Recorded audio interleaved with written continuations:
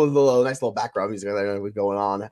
How you doing today? Welcome to the Week 11, believe it or not, NFL recap show. It is myself, Miss hashtag Juwan Jennings is him, along with my co-host, hashtag Nico. Nico. How are we doing today, Jeremy? Are you excited for Nico Collins? Nico Collins was my wide receiver 1 overall. There was no ridiculous performance from a wide receiver. There were good ones. I'm on Ross St. Brown. Had a great game. Nico could absolutely do more than 161 and 2.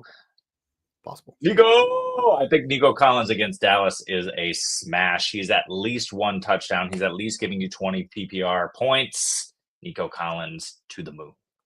Yeah, he's a hashtag good at football, right? Like he does those things. Yeah, because Amon-Ra St. Brown's the only guy that went over 30.5 PPR wide receiver, by the way, for those that are wondering.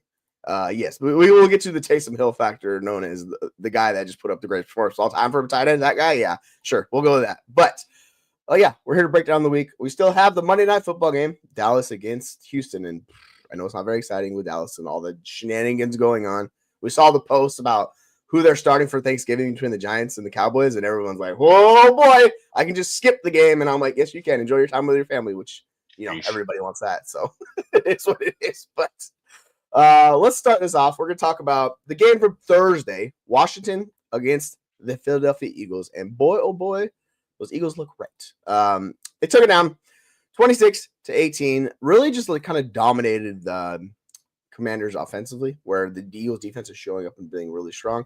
On the flip side with Philadelphia, like their offense is strong. You know what you're getting. You can get people for some hurts. You got Saquon Barkley just absolutely carrying the squad. The receivers kind of went, a little bit away because they ran so much. But I guess this is really our first question about Philadelphia. How detrimental is Philadelphia's D to their weekly fantasy upside? Because like we saw this game just play out where some of their offensive guys really didn't have to do anything for them. Yeah, I think that's probably going to be the case more often than not, sadly. Jalen Hurts, we saw he was 18 for 28 in this game, 221 yards and nothing else through the air. Jalen Hurts has been getting there on the ground. He scored another touchdown in this one. That saves your fantasy day. But we saw DeVonta Smith basically lay an egg. We saw A.J. Brown not do elite wide receiver 1 type things, even though we know he's capable. We saw Dallas Goedert get more involved. And that's kind of the situation where we see kind of these targets spread out. When we see it in places like Detroit, what they usually have a super high floor in terms of passing volume. The Eagles do not. The Eagles do not have a super high floor in terms of passing volume. So even though there's less mouths, there's still a problem where you're going to have 1, if not 2 of these guys miss out. In this case, A.J. Brown was okay. The other 2 guys, not good. DeVonta Smith, not good at all. So I think, the fact that this defense is really good and really stifling people on the back end in the secondary, Quinyon Mitchell, the rest of those guys, Blankenship for some reason is a good defender back there. Just always around the ball, really, really strange. He shouldn't be as good as he is, but he is. Of course, Cooper DeJean. All of those guys are solidifying that back end for Philadelphia. Teams are not able to keep up. Of course, they have that sick front. So the point is Saquon Barkley eats weekly. Most games he scores a touchdown. Jalen Hurts is fine because he's got that baseline floor with the rushing. Sometimes these receivers are going to be a problem for you. I was fading DeVonta Smith early in the offseason because of this situation. I did not assume that it would be this good for Philly in terms of their defense. So, I'm concerned. Yeah, it's similar to kind of what Miami and the issues they have with Waddle. Smith being the second banana in the passing attack really has that. But like to your point with Jalen Hurts, this offense, they ran it 40 times this game. They ran 70 offensive plays. They only dropped back to pass 30 times. So it really just limits their upside. You're not going to get these games where they're throwing it 50 times. Like that's just not even in the range of outcomes for Philadelphia, right? I think the most pass attempts they had was against New Orleans, 38. They've only been above 30, it looks like 3 times this year. So that's just kind of just what they do. You expect it to have a little bit lower floor. The ceiling is a little bit lower, but it's it's all efficiency based with these guys. They're all just really good, right? Like even Dallas Goedert can have some good games, but with Saquon Barkley being as dominant as he is, like he's similar to like McCaffrey with the 49ers. He's like the focal point. So like it branches out from there. So with Smith and those guys, just is what it is. I think Washington's interesting because your question's really good one. It's like, can Robinson and Ekeler coexist for fantasy? because in this game, Ekeler had a ton of targets. I think that's the thing we kind of want to focus on if that's going to stick moving forward. So do you think that's possible for them, or do you think that's kind of like a one-time thing where it's going to kind of go back to regular that I've been previously for them? I think it's possible, but the problem really is going to be their schedule. It's Dallas up next week. Dallas, we know, is not going to score much, if at all, against Washington. Dan Quinn has that defense humming as much as it can. Jeremy Chin back to being the Jeremy Chin of old. Tennessee, after that, the Will Levis-led Titans. Then they get a bye. New Orleans. It's Taysom Hill and nobody else over there in New Orleans. So it's really like a bunch. Philly is in there, and then Atlanta, who's been struggling. So it's really 3, if not 4, of the remaining 5 games that they have that Washington will probably be in neutral, if not positive game scripts. Because of that, I'm concerned of Austin Ekeler. You referenced it, 9 targets in this game, 8 for 89 through the air for Ekeler. That's always possible. He's got 1, 2, 3, 4, 5 games this season where he's gone over 30 receiving yards. That's always possible for Austin Ekeler. You like to see him get there. The problem is he's probably a 0 on the ground when Brian Robinson is healthy. Robinson dominated the touches. Ekeler only 2 carries. On the flip side, because of the positive game scripts, because Jaden Daniels is opening up holes simply through the threat of his rushing ability, I really like Brian Robinson the rest of the season. Yeah, it's interesting. Ever since he suffered the rib injury, like he's not been the passing threat that he was, or sorry, rushing threat that he was previously. You look at his rushing totals; it's just not the same for him. So, like this game, he had 7 carries, going 18 yards. The week before, it was 3 carries for 5 yards. The Giants game was the first game they dealt with injury. He still had 35 yards, but you're not getting those like peak where we saw like 80 plus yards in those games. We're not seeing that. So I think we might see that post bye where he kind of heals up as long as he doesn't injure himself long term. But just kind of is what it is for the team. Still a good offense, but if you look at how their EPA and stuff is going, it's trending dramatically down with the Kingsbury offense. It's this kind of the thing with Cliff Kingsbury offense. They're hot in September. Towards the end of the season, they just plummet down. So they got to figure out a way to kind of resurrect this offense. Otherwise, it's going to be rough for them. I saw an amazing tweet about Cliff Kingsbury. It was maybe it was Cliff Kingsbury whose production falls off after Call of Duty comes out after all, which I thought was absolutely fantastic. That's so funny. We got a question from SC. On your contending and Smitty's on your team, what are you looking to trade him for? Man, I don't know. What can you get for trade for Brian Robinson? Do you think you can get that done? I think you can. I like the schedule, like you said. Yeah, and you can get a plus on top. Yes. I'm thinking redraft, right? So I typically play half PPR redraft. If that's the case, I don't think it's easy. I think it's more of it's a closer situation. But if you're talking about dynasty and PPR, well, dynasty is a different value. But if you're talking about PPR for sure, but like a Brian Robinson or what's a similar tiered guy? You can't get a Josh Jacobs. Who can you get at running back? Pollard plus. I like Pollard's schedule, even though his production is down. We'll talk about him. But I'd go for James Conner, slightly less than a James Conner level or James Conner level running back for sure. Yeah, I think in Dynasty you can move him for a late one, no problem. Like I think you can, you can make that work. But I would like to more package him into like an upgrade or do something along those lines because he still has an name cachet with Waddle. He's outproduced Waddle significantly, but these are kind of the second man guy, same thing. Like maybe do worthy plus a 1 type fun stuff. Maybe just go outside the range. But and like you're talking about with the redraft, you find those running backs if you need a running back. There's tight ends available if you want to invest in that. Like there's ways to move off of him. I think he still has a name cachet. It's not as strong, but it's still solid. Let's go to our next game. And boy, did we think that the Chicago Bears were going to win. And no. They snapped defeat from the jaws of victory. The Packers win 20-19. And my goodness, I'm starting to think the Bears are cursed at this point because, they had a great drive then. Like, Caleb Williams did his thing. At the end of the drive, he drove them all the way down, made some great plays. Had a field goal. Did not work out. But let's talk about the Bears real quick. Now that Shane Waldron is out of the picture, how are you feeling about that team in fantasy? Do you trust in those weapons? I will answer that question in a second, but this literally just came in from Sleeper, the news desk. The Bears are playing this game under protest because they believe the Packers were on our long snapper, which is not allowed. You can't be lined up. Mm-hmm. They filed a report with the league and believe a penalty should have been called. Probably. Wah.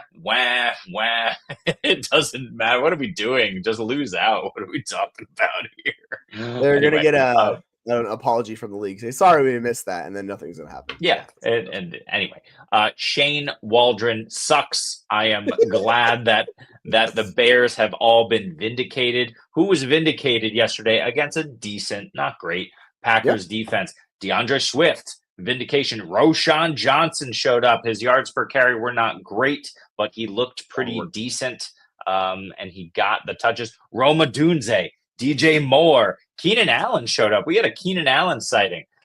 Cole Kmet got involved. Everybody was involved. Mm-hmm. Caleb was throwing the ball all over the field. He looked decent.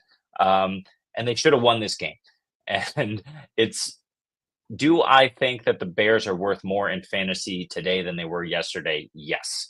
Do I want any of these Bears rest of season? Maybe Rome, maybe DJ Moore. The schedule's not good. I do not want DeAndre Swift. I'm concerned, but I do like the volume. He's like a low-end RB2 volume-based play that you hope he falls into the end zone. Are they worth more? Yes. Do I want to go out and get them? Probably not. Yeah, that's the thing. And my whole, this is what I was talking about. Stop freaking Keenan Allen, dude. It's so annoying. Keenan Allen is not a good fit in this offense, even with the upgraded offense. He had 8 attempts and 31 yards. This is just, his role sucks. He can't give you the axe. So just go to Cole Kmet, dude. Cole Kmet is a better version, which is crazy to say, but he's a better version of what Keenan Allen does. So hopefully they figure that out. But, sometimes veterans, they get the default where it's just Keenan Allen. We love Keenan Allen. I'm like, But if they feature Rome, they feature DJ Moore, it should be a lot better for them. So I'm looking forward to that moving forward. Caleb at least looked like there's some life. So you have that moving forward, you see where it goes. So overall, it's a good sign for the Bears. Because I know we talked about them possibly make the playoffs. They still technically could, but it seems like that's out of the range of outcomes at this point. Just, progress the team down the field, see how it goes the rest of the year. You go into next year, you build from there. The Packers, interesting enough with Josh Jacobs. And your question is about this regarding is he a letdown for the rest of the season? Because he got a lot of work in this game. He had 23 opportunities. Got in the end zone, which has been his biggest concern, right? He's been super boom bust without those touchdowns because he only has a handful of touchdowns this year. I think he's got, 5 total touchdowns? So I'm thinking you're referencing this based on the schedule. I'll get the schedule coming up. We have San Francisco, Miami, Detroit, and then in the playoffs, they have Seattle, New Orleans, Minnesota. Do you think he's going to be a letdown from what he has done the past few weeks? Because he's been really good. Yeah, it's possible. Over the last month, RB14, RB2, RB21, RB4. He's heavily involved in the passing game, which is really what I'm looking at. I wonder if that continues. Look, we need to free Jordan Love. I know the time of possession was crazy in favor of the Bears. It was 2-1 or 3-2. However you do the math there. But the Bears had it 2/3 of the time, basically. Jordan Love only 17 pass attempts in this one. So that's down, but we need to free Jordan Love because he was 13 for 70, 17, 261 and 1.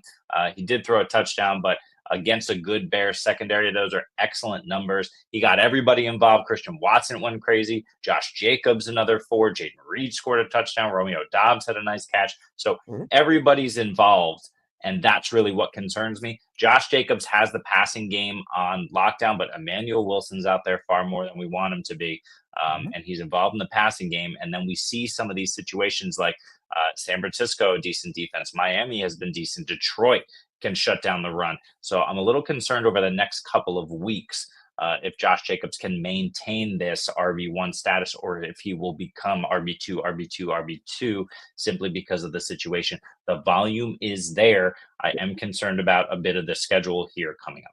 Yeah, what's interesting is the snap percentage dramatically shot up above 80, which is the first time all year he's been there. So I don't know if they're realizing shocking, Josh Jacobs is by far the best running back we have on the roster. We're going to use him in all 3 sets, which is kind of why they let go of Aaron Jones in the first place, brought him in. So if that's the case, then it's going to be interesting to see with these defense because, San Francisco's tough matchup. We saw what they did against Seattle. Walker got in because he got it in the end zone. But outside of that, it's just rough. Let's go to our next game. Sorry. To your point, I will say he was on there for 80% of snaps, but they only ran 43 plays on offense, so that could be part of the reason. Yeah, they like you said, they just didn't have enough time possession in his place. It's just one of those games. They got there when they had the opportunity. It's just the Bears dominate time possession, and that happens sometimes. All right, so we're gonna talk about the Jaguars and what the hell just happened against the Lions because oh my goodness, I've never seen a beatdown that bad in a long, long time. Unless you're talking about college games where we have Holy Cross going to Alabama or something along those lines. Like this is NFL football, and yeah, is it? So I don't know why Peterson still has a job, but the Jaguars are like, yeah, we might just keep him rest season, and I'm like, what's happening there? To your question regarding this, because the Lions are just a freaking force. They have the best offense in the NFL. The defense looked exceptional in this game, and that partially is due to Mac Jones, but yeah, they couldn't do much of anything. Brian Thomas Jr. was the one guy that really did anything for them. And do you think he's QB proof? And then Evan Engram, what do we do with him? Because he still got targets. It just was not a good game for him. He had 7 targets. Brian Thomas Jr. had 7. No one else really got there. Anyone else? ETN did nothing. Mac Jones, it just kind of is with this offense and how it's going to be moving forward. So what do you think about Brian Thomas Jr.? And then with Evan Engram, where do you have him ranked the rest of the season? Yeah, I think it's interesting with Brian Thomas Jr. I don't think he is QB proof, but he's very, very good. He got there and it was garbage time from the end of the first quarter in this one, but he did get there on garbage time, 5 for 82. He did a lot of that work kind of in the late third, early fourth quarter. 82 yards is nice. He didn't get in the end zone because Mac Jones. He is not QB proof in terms of him being a locked in wide receiver 2 for you, but I think you can flex him weekly. He's got, after the bye, he's got Houston, Tennessee, the Jets who have been bad, and they're definitely out of the playoffs at this point. Vegas and Tennessee again. I think you can flex him every single game rest of season and expect at least similar production to what you got yesterday. Again, 5 for 82. And if he scores a touchdown, you're very happy with that flex. Is he QB proof? No, he might be Max Jones for proof, but is he QB proof? I don't think so. So let's start there. What are your thoughts about Brian Thomas Jr.? I know you love him unconditionally. Yeah, he's one of my favorite rookie wide receivers and just young players in general, just because he offers what most players don't. He's just a big freak athlete on the field. He does things that, he just finds ways to win. But if you look at his last 2 weeks, he had 7 catches for 34 combined yards. So the floor is a lot lower than it was with Trevor Lawrence just because it's Mac Jones, and that's kind of the problem with him. But similar to these other receivers in bad situations like CeeDee Lamb, Jakobi Meyers, whatever, guys that earn a high target share, I don't care. I'm just going to bet on them, especially ones I believe is talented of Brian Thomas Jr. So he'll still be mostly in my wide receiver 2-ish range, and they're depending on the matchup. But you just know the floor is a little bit lower, and that's kind of what you have to accept, right? So it's just it's not great. It sucks. SC knows what's up. SC's a big BTJ guy as well, so he's on board. He's still, I think he's wide receiver 9 right now on the season. So that shows you just how good he's been. He's going to need some few ceiling performances here coming up to kind of hold off that wide receiver 1 status because, your point, some of these matchups aren't great, or just I'm not worried about the Jets. You look at Sauce Gardner, he's been a disaster this year. He can't tackle. He's not really good in coverage anymore. I think Brian Thomas Jr., if he gets accurate passes, can absolutely cook him. So I'm not too worried about these matchups. It's just the offense in general and the touchdowns. I think that's the more concern, right? Because if Brian Thomas Jr. doesn't get a touchdown, that's where it really kind of falls apart for you. Brian Thomas Jr., solid game. Travis Etienne, 2.2 yards a carry, 12 for 27. Evan Engram, 5 receptions for 28 yards. These are looking like the Dallas Cowboys here. So can CeeDee Lamb do what BTJ just did? You hope so. You hope he can. But yeah, this is the problem when you have these offenses that just get destroyed when they lose their starting quarterback.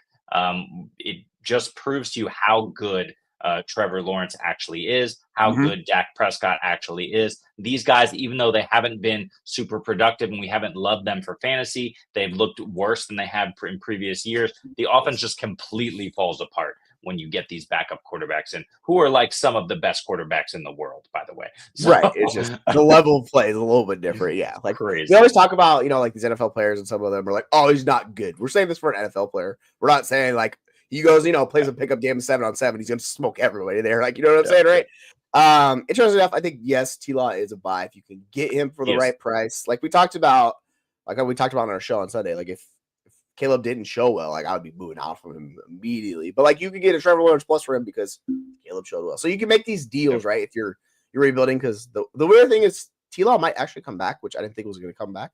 But after week 13, he could come back this year. So it's very interesting. So if you want to buy him, you probably have to buy him this week. So I would say yes on that. And then for the whole Engram aspect, they only passed for 138 yards. That's the bigger concern. It's so hard to support multiple options, right? So one of these guys is going to fall short each week. It's it's hard to figure out because Engram the week before was a monster. This week it was more Brian Thomas Jr. I think it's just super boom bust with this offense. It's just unfortunate. Like you can't pass for that few yards in sport, guys, unless they're getting in the end zone, and they're not going to get in the end zone with this offense. Just is what it is. Nope. To the Lions, my God, this offense is something special. Whoo, boy. Jared Goff put up a 30-plus burger. He's almost a 40 burger. He was feasting like it was Thanksgiving dinner. QB1. Amon-Ra, St. Brown, all these guys, both the Lions guys got home. And then even Brock Wright got in the end zone. He was doing the Sam Laporta roll. He found his way in the zone. Good Lord. Your question about Jameson Williams is really interesting. Is he the ultimate weapon in the NFL? He's a certified game breaker. Because it's how you want to phrase weapon, I guess, and how you want to view that. But for me personally, he's one of the biggest game breakers. He only needs a handful of targets. This is kind of these guys. Yep. This also kind of applies to Brian Thomas Jr. a little bit, but he's just way more different type of athlete. Yes. These guys that can just one play and take it to the house. And you saw this with him, man. It's broke a play. All right, cool. There it is. He had 124 yards. He had 30 less yards than Amon-Ra St. Brown on 7 less receptions. That just shows you the difference kind of players they are, right? Because Amon-Ra's target hog, Jameson Williams just the freak that was all right, I'll take it 80 yards in the house. So do you think he is the ultimate weapon in the NFL? Because he's certainly into Weapon X. That's what he looks like to me. I'll say the ultimate passing game weapon for sure. He's not Achane. He's not Gibbs on his own team. There's definitely some running backs. He's not Taysom Hill, apparently. No. But he's in that same mold. 4 times this season, he's taken a long touchdown to the house. In those games, he was wide receiver 5, wide receiver 18, wide receiver 15, and this week so far, wide receiver 7 ahead of Monday Night Football. He's a wide receiver 1 if he takes one to the house, and he's done it in half of his games. So, this is Deshaun Jackson reincarnated. The only difference is he hasn't since week 2 seen the heavy target volume that we were used to Deshaun Jackson seeing. Week 1 and week 2, 9 and 11 targets. Was it a Amon-Ra issue? I think Amon-Ra was out, or Laporte. Someone was out week 1. I can't remember who it was. But yeah, after that, his highest target totals were in the last 2 weeks, 5 and 6. What's nice is that he's fully healthy at this point. He's looking great. The schedule couldn't be juicier. He went off against Jacksonville. Surprise, surprise. Indy, Chicago, okay, tough. Green Bay, not bad. Buffalo, that's a good one. Chicago, and then San Francisco. But I'd say over the next month, he's got 3 games that look great. And what are teams going to do? They can't cover Jameson Williams because they have to worry about Amon-Ra. They have to worry about Laporta. They have to worry about these 2 backs. So they have to stack the box. And it's just kind of like what we're seeing with Jonnu Smith in Miami. It's you have all of these other options, and it's well, they're not really going to go to this guy. I need to cover all of these other threats. And then, boom, it takes 1-2 plays. And Jonnu has the ability, when he's completely uncovered, to take the ball 60 yards down the field. We know J-Mo can just break one and make your fantasy day. So I think he's the ultimate fantasy weapon in the passing game. Yeah, I think so, too. Your point about these game breakers, it's kind of like Percy Harvin, too. Guys that just touch the ball, they're just super dynamic, right? That's Jameson Williams. He's a freak. He's probably might not be the fastest guy in the NFL. He's top 5. He's just a nightmare in space. So yeah, he gives their offense a different element that few players can. So yeah, it's gonna be a lot of fun with him. It's gonna be a boom bust. But yeah, if you have him as your flex wide receiver, it's a really good place to have him because he can put up a monster game for you, and you're not super dependent on him. He's missed some games. He hasn't been there all the way. He's wide receiver 31 on the season overall. He could finish top 24, and he's on pace for 80+ targets this year, which is by far the most he's ever seen. So we're seeing that kind of at the expense of Laporta. So it's interesting with that offense. But yeah, they have so many weapons, man. It's awesome. Let's go to the next game. We're going to talk about the Vikings just giving it to the Titans. And it was not as bad as it would be beat down in this game, but the Titans just are not that good, right? Will Levis had a good statistical game. I'll say that. He put up a decent amount of stats, so he was fine. But yeah, you know what you're getting out of this offense, right? They kind of struggled a little bit. So let's go talk about them. It's basically with Ridley and Pollard. I think it's more interesting because the question is are they both buy lows? My whole concern about Pollard going into this game was they cut into his work with Spears, right? And if they keep doing that, that really limits what he is and what he can be. And in this game, Spears played a little bit, but overall, They were just outmatched, and you can't really run against the Vikings anyways. So this was a bad matchup for him going forward. So he had 13 opportunities, but he put up 29 total yards. Like, it's just brutal. And it's interesting enough, like, you would expect Ridley to get there on 6 targets. He had 4 receptions, 58 yards. But it was Nick Westbrook-Ikine that had the monster broken, like, 98-yard play for a touchdown, right? Which also dramatically inflates Will Levis' stats in this game, which make it look a lot better. So I think if you're buying these two guys, for me personally, like, I would rather buy Ridley, just because I know if they get out of like these game scripts and they get really just start trailing by double digits, like Pollard just kind of goes out the window. So yeah, personally, I would buy Ridley. Are you kind of on board with that? Or are you still into buying Pollard low? I'm buying them both.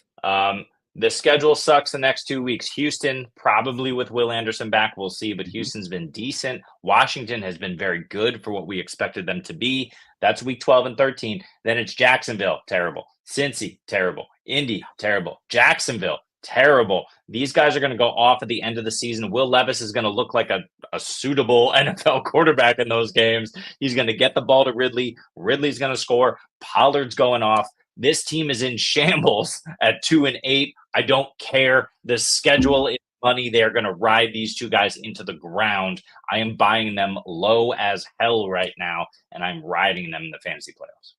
Yeah, I think Pollard's been really good. It's just like, I just want to make sure he gets the volume. That's my only concern with him, because if he gets the volume, he's going to be good, right? Just because we see this with running backs, you give them the volume. We'll get to Chase Brown in a little bit. Holy hell, that guy's like RB1 rest season. Like, it's just like, you see this with guys that get volume, right? That's what it is. SD asked an interesting question. Like, are you ever going to flex Westbrook-Ikine? I'm probably not going to. Like, I'm not going to have the stones to even put him there. Because, like, you look at, like, how many targets he has. Like, he's just not a focal point of that passing attack, right? Like, he got 6 in this game, and he hasn't been bad. I will say that his targets have been okay. I think he has 6. What does he have? He has more than 25. I guess he only has 25 targets in the year. Okay, so he has less than I thought. But he didn't play until week 5, right? That's the thing. So that's the thing that I was missing. Okay. So, yeah, I mean, I guess you can if you're desperate, but with this offense, right, it's just tough. It's real tough. I started him in 2 leagues this week. Those are not games I wanted to win. But those are games I'm going to win. Here's an interesting Nick Westbrook-Ikine stat. Since the bye in week 5, which is when he came back, so every game he's played this season, he's played 6. He scored in 5 of them. So this is a guy they look to in the red zone. Some of those games, he only had 1 and 2 receptions, 9 yards in a score, 10 yards in a score. They look to him in the red zone. This was kind of a freak 98-yard bomb, ridiculous broken play score, but that still looked good. I mean, he's a good NFL wide receiver. They don't have anyone else, right? DeAndre Hopkins now out of town. And again, the schedule is juicy. I do not mind riding this heater that he's on just in terms of scoring touchdowns. He's not getting you a ton of points, but he has the potential to. I would pick him up for cheap. I'm not going to spend a ton on him, but I pick him up for cheap and potentially ride him if he continues this out, especially because the schedule is so nice. Yeah, right. Like, he has some good matchups against some teams that he can take advantage of. He's kind of in his prime. He's 27 years old, so he's kind of hitting his stride doing that. He's been a guy that you've kind of heard waves throughout the years, where he'll pop up every now and then making a play. But yeah, like, they brought in Tyler Boyd, but Tyler Boyd's just beyond cooked at this point. Like, he can't do anything that often. So it's Ridley. Westbrook-Ikine is second in targets because they're tight ends. Like, people still like Okonkwo, but he ain't doing nothing. So yeah, it's just those two guys, and then it's the running backs. If you want to invest in one of the running backs, sure, Pollard, Spears, enjoy it. For the Vikings. To your point, yes, I think Ridley over everyone else. Yes, yeah, I'm with you. For the Vikings, are we back in on trusted Sammy Ball game again? Because, hey, he's back in our lives. My thought process is, this with Sam Darnold, it's going to be boom bust based on how he plays. If he doesn't turn the ball over, it'll be looking good. But if he has a lot of turnovers, or they get advantage of the touchdowns, like last week where he had 3 potential touchdowns, turnovers. This week he had 2 touchdowns, 1 turnover and fumble loss. Put up a good amount of games. So you've been the Sam Darnold guy of our group. Are you back in on Sam Darnold? No, but I will absolutely fire him up in week 14 against Atlanta. That back end is atrocious. We just saw Bo Nix throw 4 touchdowns against them. I will fire him up in the fantasy semifinals against Seattle. Your Seattle Seahawks are not going to stop Sam Darnold. Sammy Ball game. He's got 2 games where you absolutely have to start him, even in 1 quarterback leagues. And then, there's 2 against Chicago. I probably wouldn't. There's an Arizona game. That defense has been a lot better. I probably wouldn't. Buda Baker is him. Green Bay in week 17. If he has a good week 16, I consider it. but I say there's 2 games you have to start him, and I would hold him for that. I have a league. This is the same league where I dominated this week with Taysom Hill and Cooper Kupp and lost by 3 points to a bunch of Lions. Pain. But in that league, I have Darnold on my bench. I started Bo Nix, and I'm going to rotate those guys rest of the season. Yeah, I think that's the best way to go about it. I would say you could probably just ride Bo Nix, but yeah, you'll have some good matchups. And if you want to do the Green Bay experience weeks, like Green Bay's defense is not that good. It could. They struggle much like Atlanta to generate pass rush, and like they cannot get home. And this is what happens against teams that can't get home. You let these guys pick them apart. They might make some turnovers. That's just Sam Darnold. Like it's the life that he lives. Sometimes he just trusts normal too much. But yeah, like you can definitely trust him. Like every good matchups. I would say it's because he's back to being top 12 quarterback. So you know what? Yes, sir. There's a lot worse options than Sam Darnold. Right? This offense is just built for points. Like they have so many good pieces to support him. Like you know what you're getting. You're getting Jefferson. You get Hawkinson. Even though they didn't have good games, Addison was all right. But yeah, it's just kind of is what it is. Let's go to our next fun game. Talk about that one. We are going to is the Dolphins really handing it to the Raiders, 34-19. Yeah, that Raiders team is just Brock Bowers is. We talk about being him. Brock Bowers is him. 13 receptions, touchdowns. Not much else from that offense though. Like you look at the rest of the offense and you're like, okay. I would say for you looking forward, because he had a down game, is Jakobi Meyers a buy low league winner because his target share is through the roof in that offense?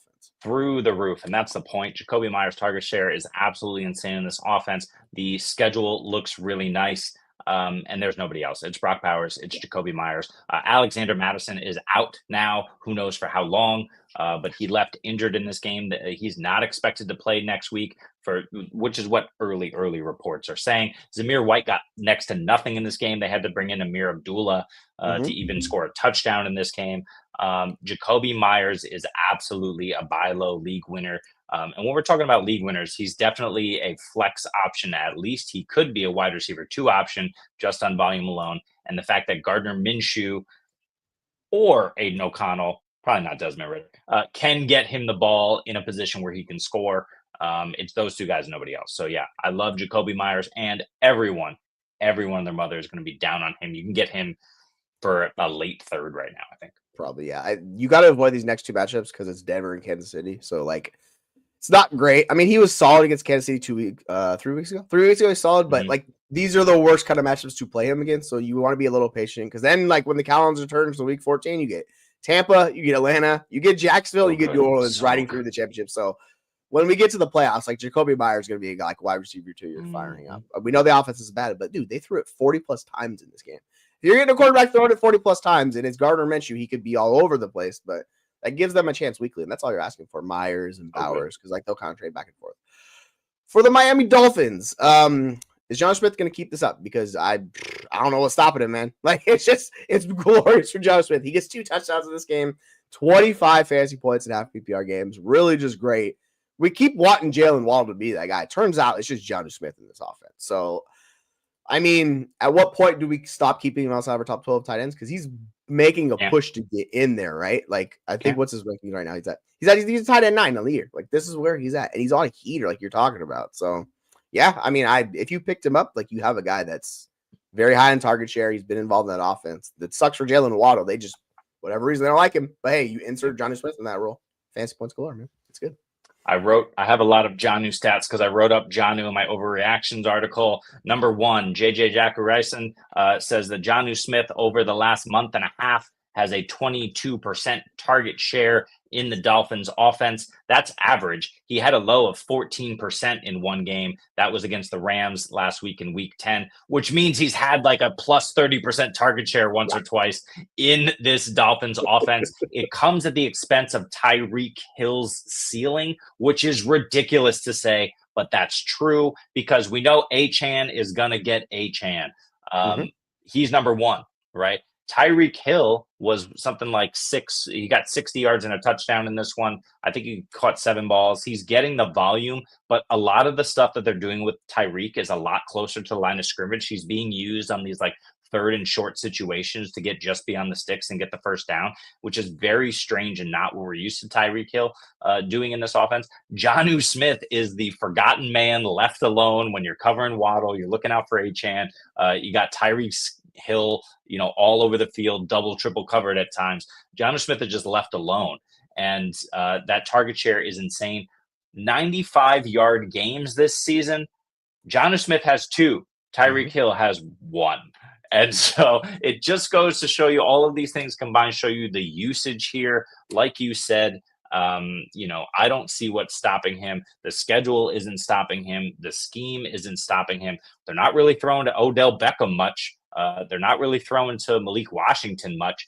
They're not really throwing to Jaylen Waddle much. It's Jonnu Smith, it's Achane, and maybe some Tyreek Hill sprinkled in, and they've won their last 2 games. Yeah, Jonnu Smith's out targeting Jaylen Waddle. Like, he's significantly past him now. Yeah. It's interesting enough for that just team in general. Like, you could just drop Raheem Mostert and redraft because he's been passed up by Jaylen Wright. Sadly, unfortunately, it kind of is what it is. Where the handcuff is clearly going to be Jaylen Wright. I don't know if it's going to work out because he wasn't really involved. It's just more you're just rostering him in case an injury happens to Achane. But yeah, like Tua he had a good game, 288 and 3 touchdowns. Like, if that's the case, we get that somewhere in that range. Like, you're going to be able to support these guys. And Tyreek Hill still doing that injury. So I think that part of it too, like the wrist injury, the hand injury he has, still seems like it's acting up a little bit for him. So yeah, it allows Jonnu Smith to just be more involved. But they changed offense this year. It features the tight ends, features the running backs. It is what it is. It's working kind of. Like, it's good for fantasy, but not great for NFL stuff. So it's just what it is. I have a deep bench 16-team league where I had Trey McBride and Sam Laporta. I had Jonnu Smith last season. I dropped him.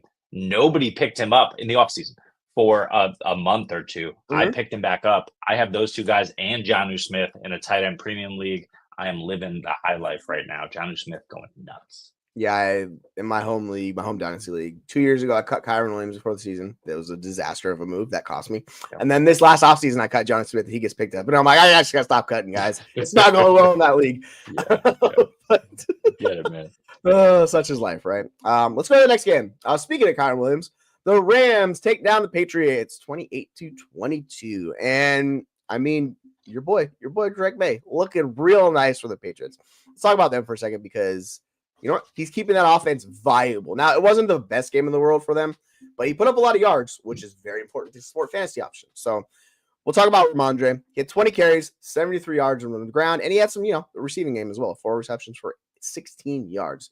Now, do you think he is worth buying on a contending squad? Because I think it's interesting. It's more about with Rhamondre, it's been extremely boom bust based on game scripts, and if they're in games, he's super viable. He's an RB1. If they get blown out, then you cannot play him at all. And it's really hard to know when that's going to happen because Drake May gives them a better floor. So are you interested in buying Rhamondre? Because he's still not very expensive, I think. And that's more of the important point. I think that's what it is. And, he is cheap. And Rhamondre, if you look at how he's being used over the last month, 20, 10, 20, and 20 carries. Yeah. He's getting there with volume on the ground. You need him to score a touchdown for him to be a good option for you, but when he does, he's an RB1. They get Miami next week. I'm not too concerned about that with Rhamondre. They get Indianapolis after that, bye week, Arizona, Buffalo, who you can run on, and the Chargers. I think he's a really super interesting low-end RB2 option that you can buy for. We're talking about buying guys for a late third. I think you might be able to get Rhamondre for a late third right now. You might need to throw in a little extra, maybe 2 thirds, maybe a third, and a player you don't love. I think he's an interesting buy as a low-end RB2, and he can help solidify your flex if, you're throwing out, I don't know, who's the guy you're throwing out weekly, like a Trey Tucker, Noah Brown level guy. Go out and get Rhamondre for a third plus, and I think you'll be happy. Yeah, I think, like, this passing game is really just kind of the weapons kind of, like, rotate and cycle through. We don't have the guy. Like, Jamar Douglas led the team in targets, but, like, no one had more than 5 receptions. Kendrick Bourne came out of nowhere, like revival game for Kendrick Bourne to come out of nowhere at 70 yards. So they're still looking for that main primary pass catcher in this offense to kind of help Drake May, and that will probably come next year in the draft, or they'll bring maybe T. Higgins comes in. Hopefully T. Higgins comes in, and that would go a long ways. But yeah, like Rhamondre's getting volume, and that's really like we talk about. Even on bad offenses, volume can get you there. And the thing about the Patriots is like they almost beat the Rams. They've been competitive in all these games with Drake May, so they're going to be in there, and I think he'll be viable for you. So if you want to get him, I'm cheap. Yeah, go ahead. On the flip side for the Rams, Kyren is kind of on the struggle bus as of late. Now, what's interesting is he's just not getting there with touchdowns, where he had touchdowns in every game up until week 8. He had one in the receiving game week 8. The last two games, he has had no touchdown in either one of those games. In half PPR, he has 10 points and 8.7 points. Actually, it's the last 3 games, excuse me. 10 points, 8.7 points, and 8.6 points. Are you worried about Kyren rest of season going forward because he's still pretty inefficient overall? Yes, I'm worried about Kyren Williams. Blake Corum is on the field too much, 19% of snaps, which was a season high for him, a career high, 5 touch rushes for 21 yards, 1 for 1 and 7 yards in the receiving game. Kyren Williams is still the number 1, but I think the bigger issue is not Blake Corum. The bigger issue is everyone else in the passing game. Puka and Cooper Kupp are healthy. Demarcus Robinson and Tutu Atwell are still getting looks here and there. Colby Parkinson caught a touchdown. Look, Kyren will not be shut out of the end zone weekly, but to your point, over the last 3 weeks, he's been shut out. He scored in every single game before the last 3 weeks. He scored in 0. You know what happened 3 weeks ago, Jesse? Cooper Kupp came back. Puka Nacua came back, and that's really what is killing him. As they're just going to chuck the ball around. Matt Stafford is not afraid to do it, and neither is Sean McVay. Yeah, in the last 4 games, Stafford has 10 touchdown passes, and this is the last week he had 0 touchdown passes. So the touchdown passes have regressed positively for Stafford because they had such an insanely high touchdown rate for the running backs through Kyren Williams. It's kind of flipped. And for guys that are inefficient, Kyren he was good on the ground in this game, over 5 yards carry. He's still below 4 on the season. So, like, it's kind of the case. Like, if you're volume dependent and you're dependent on the touchdowns go away, it gives stuff. It's kind of like when Derrick Henry doesn't get a touchdown in game, certain games, like, it's out of, like, that can hurt you, right? So, it just is what it is with Kyren, unfortunately. So, overall, he's still a good option, but the primary guys we want are those pass catchers. We want Cooper Kupp. We want Puka Nacua. You could take a bet on Parkinson because he got in the end zone, but, like, it was just one catch. So, I think it's those 2 guys, and then Kyren. We'll see how it goes from here on out for that offense. It's a good one, but definitely question marks on, unfortunately. So, maybe you might want to consider moving off Kyren if you're in Dynasty League because, he does not have the Vontae contract. He's a day 3 pick. Like, it can go wrong for him. So, if you're dependent on him, maybe see what you can get in Dynasty because I think now is a good time to part ways. The next game we got, the Browns just get mollywopped. That is my favorite word. I'm going to keep using that word by the Saints. 35-14. My goodness. But guess what? Jameis had a monster game. So there's that. Do you think we can keep trusting Jameis for fantasy? Because he was slaying the rock, man. He almost had 400 yards passing, a couple touchdowns. Now the freaking offense that was the Saints, the Taysom Hill show, really just put this game out of reach really early on. And it kind of just snowballed. But Jameis was getting there. Unfortunately, Cedric Tillman did not. But the other guys got there. We saw Jerry Jeudy have a really good game. Elijah Moore. Yeah. David Njoku. So moving forward, because they passed 46 freaking times in this game, do you think you can keep trusting Jameis? You can. Nick Chubb looked better, but Nick Chubb is no longer Nick Chubb. Maybe he will be Nick Chubb again next year, but I think he's 30. He's at least 29. If not, he'll definitely be 30 by next season. It's just a sad state of affairs for one of the better running backs we've seen in the last decade for Nick Chubb. That being the case, Jameis Winston is slinging the rock. You love to see it. Absolutely crushing. 41, 46, 46 pass attempts in the last 3 games, all the games he started. 334, 235 in a weird one against the Chargers, and then 395 for his yardage, and he's throwing touchdowns. So, yeah, look, the schedule is not great. I don't care. I don't care with Jameis Winston. He's going to keep chucking it. And in 2 of those 3 games, he's thrown 0 interceptions. That's the most impressive thing of all for Jameis. Yeah, because he is absolutely chucking. Like we talk about, like people are like, oh, maybe they should regress back to running him more. And I'm like, no, they should not because the problem is their offensive line is not what it was before when they had the best offensive line in the league. And it's nowhere near that. And they're not generating holes for Nick Chubb, and Nick Chubb just still coming back. Like he had a brutal injury, folks, so it's going to take him some time. He was good in this game, but efficiency-wise, he's been a disaster. Like he's at 3 yards per carry. He's way worse than Kyren. So we'll see moving forward. Maybe Nick Chubb gets built up and he gets up to speed a little bit more and he looks a little bit better. In the time being, you really just want the pass catchers in the offense and Jameis. Yep. It's going to be lower, though, in these next matchups against Pittsburgh because we see Pittsburgh's defense. It's really good. And then Kansas City, those are the next 3 games. They Pittsburgh just twice, Kansas City once. So it's good. You're not going to see Jameis Winston put up like 30 fantasy points, but he can still get there, right? So we'll see how it goes. Oh, yeah, and there's also a Denver game mixed in, too, in Week 13. So it's tough. Like, it's going to be tough. Rough. I think it's going to be hard for him to be a consistent QB1. Like, he could probably give you QB2 numbers, But if you're in these dynasty leagues and you needed somebody for like on the cheap, like I got Jameis for a 3rd round pick earlier in the year. I was like, cool, we'll see what happens, right? Like I don't think you might have to get a second now, but I think you can still pay cheap for him. And, find a rebuilding team. It's pretty easy to move on because everybody knows his future is nothing. Like he's more than likely he's a free agent. I think he's a free agent, 100% sure. But yeah, it just is what it is. So I think we know that. For the Saints, Taysom Hill. For the New Orleans Taysoms. Taysom is my spirit animal, baby. Let's go. Oh my goodness. What a performance for Taysom Hill. 7 carries, 138 yards. He had 8 receptions for 50 yards. My man was everything for this offense. So what, tight end 1 moving forward? That's what we're talking about with this usage, because that's incredible usage. That's just nuts, man. Taysom Hill's best fantasy performance ever. Yeah. Taysom Hill was the only person to put up the amount of rushing yards, rushing touchdowns, passing yards, and receiving yards and receptions in NFL history. Like, no one has ever done it in the NFL the way Taysom Hill did it last week. Is that going to continue? Hell no. No, we know this with Taysom Hill. But you play Taysom Hill for these games. Mm-hmm. The fact that he was only started in like a quarter of sleeper leagues, you missed the Taysom Hill game. I'm sorry to tell you. But I have good news for you. There are 2 more potential Taysom Hill games somewhere in the schedule. Where are they going to be? I don't know, but I'll tell you this. After the bye, he plays the Rams, the Giants, the Commanders, the Packers, and the Las Vegas Raiders to end the season. I'm going to flex him every week. I don't give a crap. He could be he might be my tight end 1. And, I'm going to live and die by Taysom Hill because he can absolutely win you weeks. He did it here. But the bigger issue is not just what Taysom Hill can do. It's what the Saints can't do, because they are down everywhere. They are down at running back. Right? Kendre Miller might come back, fully healthy, put on IR, fully healthy, whatever, ridiculous. Jamal Williams might come back. Okay.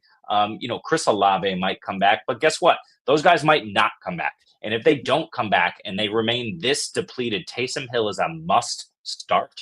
And even if they come back, I will absolutely consider flexing Taysom. This schedule is nice. They trust him. Obviously, he's involved everywhere because he has to be. And the Saints, they don't have a chance, but Taysom helps them win. Hey, that's all that matters, right? Like, they need pieces. Like, we saw they're bringing MVS, and MVS did it again. Deep plays MVS. I don't know. It keeps working. So similar to Taysom Hill, similar to MVS, with this offense, like, it's kind of fool's gold in the point, but fool's gold that's becoming real because they don't have other options. You look at their wide receiver core, and you're like, who are these guys? Like, that's legit the question a lot of people ask us because you haven't heard of most of these guys, right? So it's Taysom Hill, it's Alvin Kamara, it's Marquez Valdes-Scantling, who could actually catch the ball now, which is nice to see because that was a big issue in Kansas City. Amazing. Yeah, it's gonna be a lot of fun. So hey, if you got him, just ride that lightning and see until it falls flat on its face, because it's going to at some point. It will happen. It's Taysom Hill. You just know that. Yeah. But he was only starting in 26 leagues or 26% of sleeper leagues. So you missed it, like you said. Yeah. Let's go to our next game. Talk about this. The Colts looking a hell of a lot better than the Jets. Anthony Richardson, my goodness, and Aaron Rodgers, good Lord. I don't know what to do with you guys. The question is, did Anthony Richardson become the god on the bench? And he was always there. We knew it was a sleeping giant. It was unleashed in this game. By the way, the Jets defense, ever since they fired Robert Saleh, is giving up 29 points a game. Awful. Ridiculous. Robert Saleh was not the problem in New York, folks. He was helping keeping it together with that defense. We know this. Rough. But yeah, for Richardson, like, this is the ceiling shot we were talking about. If you had him, you could play him, because I know we ranked him low, but we knew that was always in the range of outcomes for him to drop 30. So moving forward, this offense looked a lot better. It looks like Stan Shaheen was targeting up for him because he gave him a lot of rushing attempts. Really had a nice play in the end zone. Where are you kind of at with Richardson? Are you willing to just roll him out there, or are you a little bit more trepidatious moving forward? Yeah, the Jets suck. We know the Jets suck, but you know who sucks before this week as well? Anthony Richardson. You know who looked great this week, even against a crap defense? Anthony Richardson. Jesse, ask me what his completion percentage was in this game. I felt like it was like double. Yeah. 6% completion percentage. Ridiculous. He was throwing 44 combined, and he completed 20 of 30 passes in this game for 272 and 1. And then He ran it 10 times, only threw 32 yards, but 2 touchdowns on the ground. Anthony Richardson crushed in this game. He was the reason that the Colts beat the Jets in this game. He absolutely dominated, and he used all his weapons. Josh Downs, 5 receptions and a touchdown. Alec Pierce, 3 for 74. Michael Pittman, 5 receptions. Adonai Mitchell got involved, right? He's using all of his weapons. Jonathan Taylor was a 0 in this game because the Jets shut him down, which shouldn't happen. That said, it didn't matter. Anthony Richardson did whatever the hell he wanted, and it's possible going forward that he's able to do that again. Yeah, what's interesting is the completion percentage over expectation was +7 in this game. Before this game, it was the worst in the NFL. Like the Jets defense is a disaster. And like we talked about Sauce Gardner earlier, like they just can't do anything. So yeah, they look like the cure-all for offenses. So I don't know what's going to happen moving forward, but they have some interesting matchups with Richardson. We'll see how it goes. But like you're playing him against Minnesota, Buffalo, or excuse me, I'm out of control of this. Detroit, New England, whose defenses can be had, right? And then he has Denver, which is a tough matchup, but Tennessee and the Giants. Like it's not a difficult schedule for moving forward. So no, it's not. Like rankings wise, I'm back in. I'm moving them all the way up. We'll see how it goes. The Jets, what the hell? They had just the worst first half I've ever seen an offense have. They had like 18 total yards before the 2-minute warning. It was an abomination with the Rodgers. Yeah, they still can't figure it out. Can you rely on any of these guys moving forward? Because they had a decent performance although at the end of the quarter. They put up 27 points, but man, it did not look good. Breece Hall was a monster because he got their receiving wise. The receivers were Adams was fine.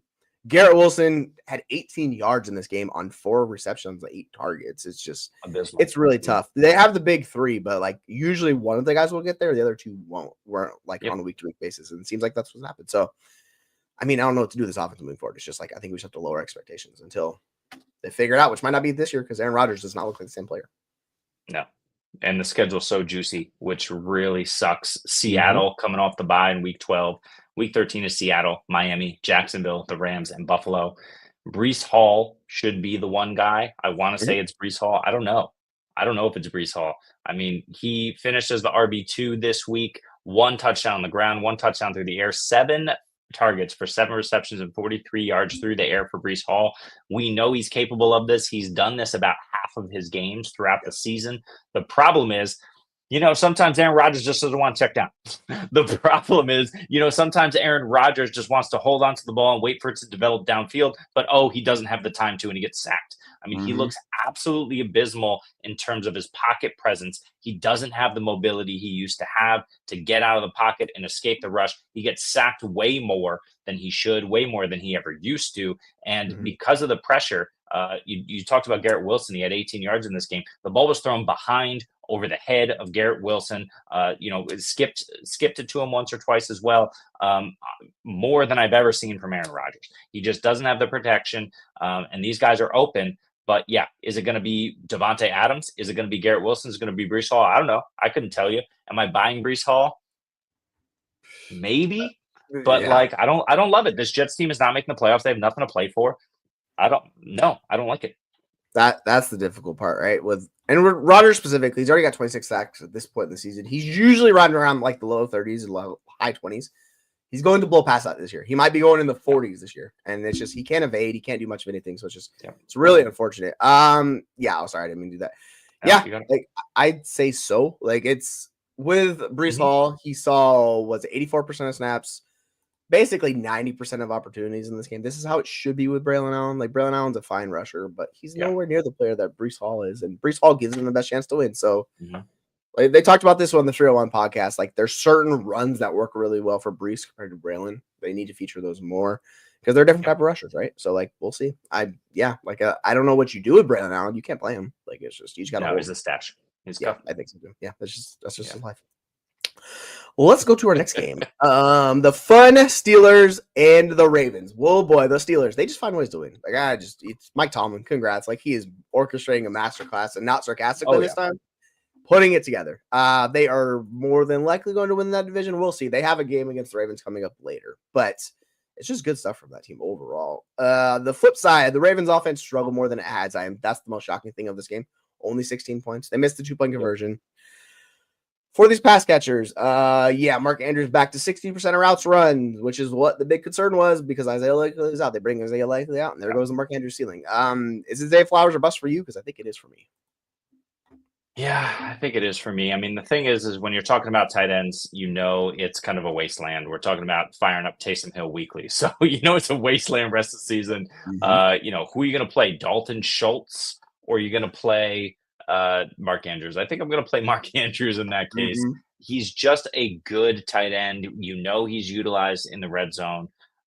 Zay Flowers didn't even get there, but for a touchdown in this game. In fact, in the last two games, 34 and 39 yards, was saved by the touchdown this week, but still only 10.9 half PPR points in this one.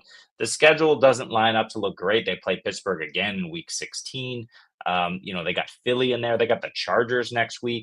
I don't love this schedule. I guess you have to roll out Zay. But to your point that you were making last week and weeks before, if Isaiah Likely's playing, he's seeing the work. But I don't even feel comfortable firing him up because you never know if it's going to be a Likely or Mark Andrews week. It's rough. It's rough. I'll bet on Mark Andrews if I have to, but this schedule is not great either. Yeah, like we were seeing trending positive directions for Mark Andrews, and then the Isaiah Likely injury happened. He goes out. Mark Andrews has his best game for like routes run and all that fun stuff. And then this is plummeting back to just like the middle of the season where we're like, I don't even want to play Mark Andrews. And then he gets out targeted by Likely too. Likely did not even play that much, but when Likely was on the field, he saw a ton of targets. So it's just like, I don't know, man. It's just difficult with Andrews, unfortunately. Like it almost seems like a wasted season. Like what is he, tight end? Where's he at? He's tight end 8, but it has been the most up and down tight end 8 season I could ever remember. It's just touchdown dependent, super boom bust. Yeah, the offense struggled. Everybody really struggled along with it. Like we had Derrick Henry. He was okay in this game because he had a touchdown, but really it was even Lamar Jackson was down. Just really good Steelers defense. On the flip side for Pittsburgh, Najee Harris kind of does what Najee Harris does. Just solid RB2 numbers across the board each and every week. Is he matchup proof for you? Because it feels like he's kind of this guy every week. Yeah. I mean, he didn't get there and score a touchdown this week. He still finishes the half PPR RB16 because he took 4 receptions on 5 targets for 30 yards in addition to his 63 rushing yards, had damn near 100 total yards in this one. If he's going to continue and consistently do this in the passing game, which is possible but hasn't been frequent, I think he is matchup proof. He's proven it, though. Like you said, he's always doing this. In fact, over the last 4 games, RB16, RB16, RB18, RB16, he's consistent as hell. You know what you're getting. If he scores you a touchdown, he flirts with RB1 numbers. He's solid. Yeah, like he's RB22 on the season. You kind of just – that's what he's been the majority there. He's had a couple really good weeks, but the majority is a back-end, mid-range RB2. Like, I know SE like loves himself some Najee. He's been really good. Like at cost, he was better buy than Warren. Warren was solid in this game, but Najee sees all the volume in that offense. So before we get to the next game, we got a question. We're gonna answer that one really quick. So let me clear this out. Skeeter wants to know: should we be worried about Jamar Chase since the Bengals are almost out of playoff contention? Worried about benching him for fantasy playoffs? Do you have any concerns with that Bengals offense because of that? Because like that conversation will come up the closer we get towards the end of the season, where it's like, Jamar Chase might just sit out because he needs a new contract and they want to do that. Like there's that whole issue, right? And then and the Joe Burrow thing with the just, waiting till next year. So I don't know. I think it's a valid question. I'm not sure how concerned I am about it though. It's a valid question. I'm not concerned. We got a bye week. So listen, they're going to lose ground regardless here. And then they come back to Pittsburgh. That's not good, right? If they lose that game, which is possible, but it's a divisional game. So it's possible that they win that game because they have to. They're pushing for it. Pittsburgh maybe just loses sight of it and they have a letdown in that game. That's possible, but if they lose that game, they're probably out of it. But then Dallas, Tennessee, Cleveland is so juicy for Jamar Chase and T. Higgins. I mean, Joe Burrow is balling out. Joe Burrow was just going off in the pocket last night, just absolutely spinning and stiff arming guys and like just doing whatever he could to get the ball out. He looked like a more athletic version of Tom Brady and what he used to do in the pocket with just like shrugging guys off, stepping to the side and gunning it downfield. I mean, Joe Burrow was so good last night. It was really sucked that they lost that game because if they won that game, we would not be having this conversation. They have to beat Pittsburgh. But yeah, I'm still firing up Chase. Is it a concern? Yes. Am I still firing up Chase and banking on him for the fantasy playoffs? Yes. Well, that's the point I want to make. Even if they go to 4-8 with a loss to Pittsburgh, they still have a chance to make the playoffs, right? They can get that 7-6 seed, right? Because they're going to run the table of those next 3 games. Like those 3 games falling, they're going to beat Dallas. They're going to beat Tennessee. I think it's I'll say they should be. So they're not really going to be out of playoff contention. My assumption will be till week 17 against 7-9. Yeah, like they may be in that range. If they lose another game, like they really need to win the Pittsburgh game. But if they lose that game and they lose one more game, then it's kind of like, all right, we'll see how that goes. So if they really malfunction against Dallas or Tennessee, I think then that becomes a serious conversation. But like they should beat those teams. They should beat Cleveland. And then it's Denver. And that's really like you're talking week 17 at that point in the season. That's championship playoffs, right? So that's like, So I think it'll be fine. Barring injury, I'd be shocked if he was bench. I hear the narrative. I understand it. He's going off. He's the best receiver in fantasy. He's the best receiver in the NFL right now, with Nico Collins being shelled for a month and a half. He looks the part. T. Higgins does not hurt him. It only helps him. Yes, he's awesome. You ride him because this is the type of guy. What are you going to do? You're going to trade him away for what? What are you going to get? CMC? Maybe. But CMC isn't scoring touchdowns right now. Yeah, they're distributing the ball all over the field, and CMC is great. I love CMC, but like, who do you want? Do you want Jamar Chase in the fantasy playoffs right now, or do you want CMC? I don't know. I mean, that might be an interesting idea to kick around because you know me, I love some CMC. So, yeah, I might have to venture that trade discussion because I think that can definitely happen for you because of CMC struggles, injuries, and all that stuff around him this year. It's worked against him. He hasn't fully hit this year. Where Jamar Chase is hitting out of control right now. He's at 22 plus points per game in the season. He's been a monster. So we talked about that that schedule that Jamar Chase has. It's great. He faces Denver and Patrick Surtain in week 17. So it's a concern. I don't think Patrick Surtain shuts him completely down, but you do have to expect a lower floor. But do you know who CMC plays in week 17? It's Detroit. Okay. Yeah. So if there's anyone who's going to shut CMC down on the ground, it's going to be Detroit. He'll get there through the air. He'll be fine for fantasy, but you expect a lower ceiling as well. Yeah. So I think both of these guys have a similar situation. CMC is going to have a few games where he absolutely goes nuclear. He's going to be the RB1 at least twice, maybe 3 times in these next 5-6 games. But yeah, Jamar Chase also same. Yeah, I'm with you. It's really tough. Like he's having that year that we were hoping Jamar Chase would have. Like if you want to look at his projected points, 154 targets on the year, projected for 112 receptions, 1,632 yards and 18 touchdowns. That's 383 PPR points. That's like a monster season. So I wonder who my wide receiver 1 was this year, Jesse. I wonder. It might have been Jamar Chase. I think it might have been. Certainly was. Certainly was. Yeah, my rankings have been crap, but I'll take that to the bank. Jamar Chase. I was on the Justin Jefferson side, and you guys were on the Jamar Chase side. Looks like you guys are winning that. Trade question here. Trade DeVonta Smith, Keenan Allen, Chuba for Pitts. Oh, and Pitts for Marvin Jr., Pacheco, and McConkey. Yeah, probably. Well, hang on. Let's talk about Pacheco for a second. What are your thoughts on Pacheco, Kareem Hunt, how that shakes out in the fantasy regular season and playoff? I'm a little bit cautious because, like, Kareem Hunt did not get there. He did have a goal line opportunity. He was stuffed at the 2-yard line. Like, they still gave him opportunity to score that touchdown, which is what it's really depends on. When he comes back, like, I think he could still play that goal line role for them just because he's being probably back, and they probably don't want to wear Pacheco out until the playoffs, right? So Pacheco will be a little bit lower. He's not going to be that top 5 running back he was pushing towards, but I think like mid-range RB2, high-end, or like back-end RB1, I think that's possible for him. Put McConkey massively over Smith or Keenan Allen, and then like Marvin Harris Jr. Like I like Pitts, but if you have a tight end that you can count on, then yeah, I'd be fine doing this deal for those guys because you're getting 2 really good guys. The one thing you are trading with Chuba, but we talked about guys coming back. Jonathan Brooks gets his first week back this upcoming week, so who knows how that backfield shakes out too? It's 2 sketchy situations, both those backfields. Yeah, really depends on how you feel about those guys. True. I don't know.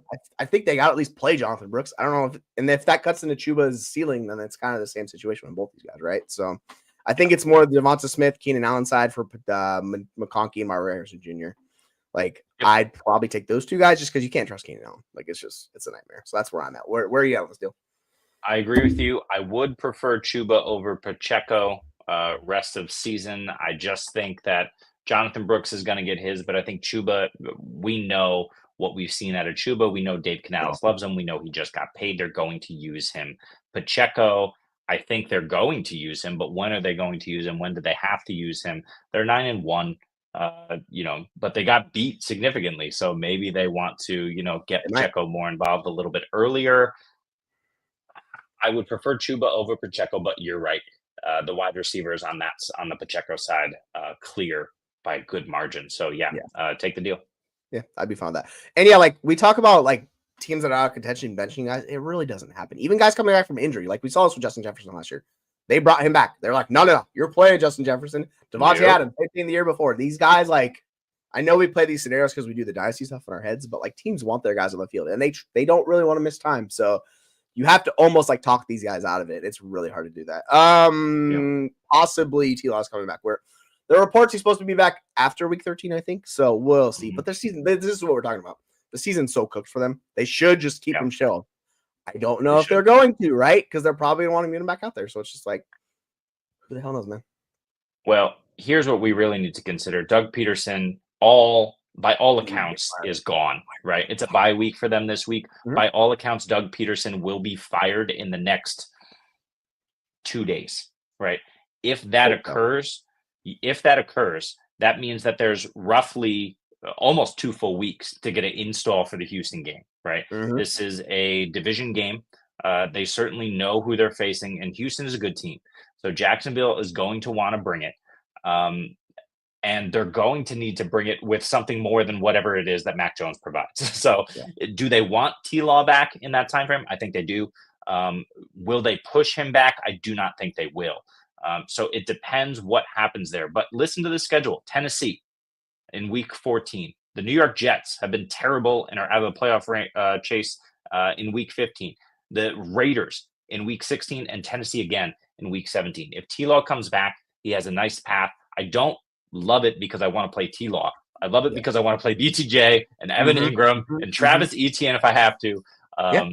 And so, yes, I will hope he comes back under a new regime and they get this offense going to a serviceable level where those guys can be relevant for my fantasy. Yeah, I think that's what it comes down to. Like, because Peterson, if he's still there, he's going to want to hold on to his job, right? It gives him a better chance to win. Trevor Lawrence. So it's like, pull the trigger, fire Peterson. We'll see what happens with the situation. That means Press Taylor's probably gone too, and they're gonna redo the whole offense. So it's gonna be chaos. But Brian Thomas Jr. is a really, really good young NFL wide receiver. He's the one guy you want to bet with. Evan Engram is a good NFL receiving tight end. Like you know what you're getting out of those guys. Those two guys. The rest of the options, good luck.